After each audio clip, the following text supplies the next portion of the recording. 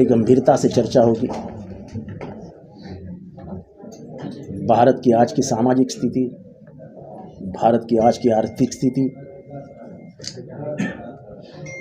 धर्म को लेके देश में बंटवारा जो किया जा रहा है उसके ऊपर, विद्वेष की राजनीति के ऊपर,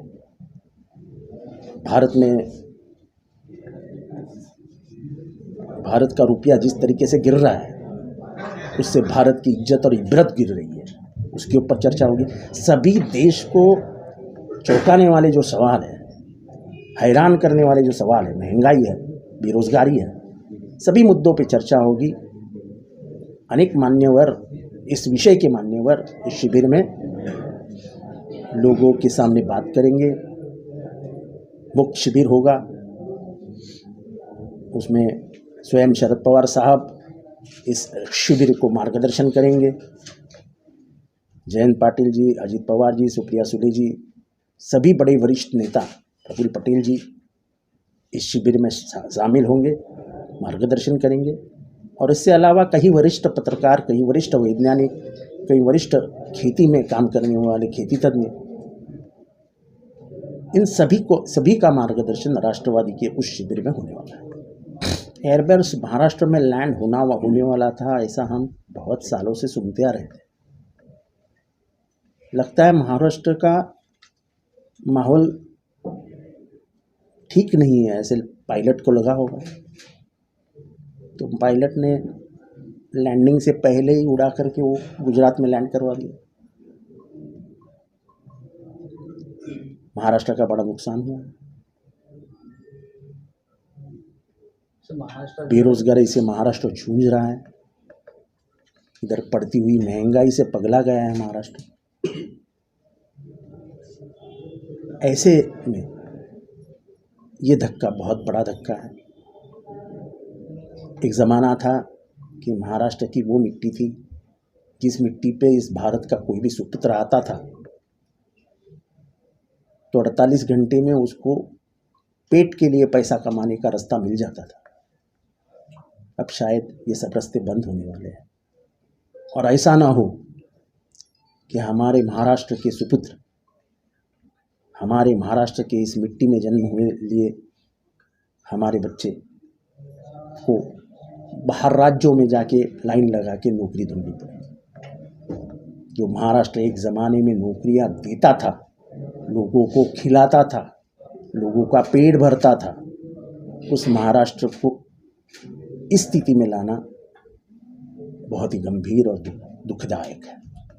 किसके पास क्या जा रहा है उससे कोई लेना देना नहीं है। मेरे घर से निकल के लेके जा रहे हैं, मैं घर के दरवाजे पे खड़ा हूँ।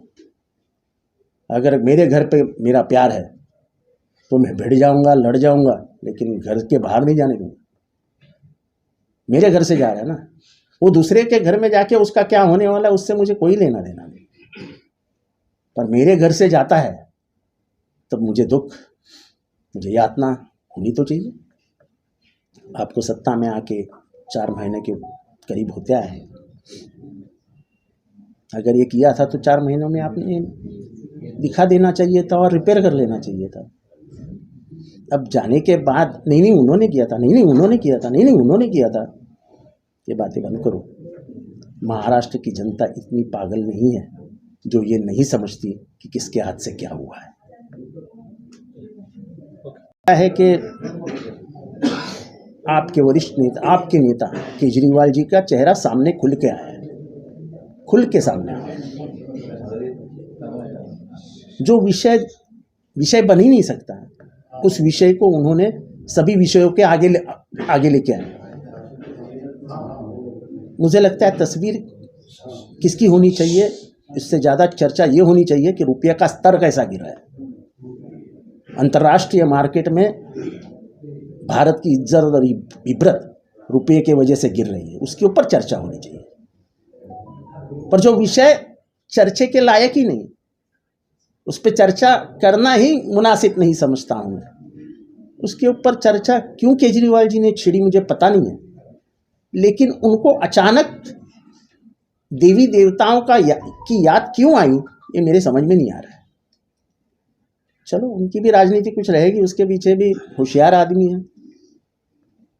पर मेरी मानो तो चर्चा के रुपया का इस्तेमाल गरीब आदमी कैसा कर रहा है, एक गरीब आदमी कितना रुपया कमाता है दिन में, आज अंतरराष्ट्रीय स्तर पे रुपए की इज्जत क्या है, चर्चा उस पे होनी चाहिए थी।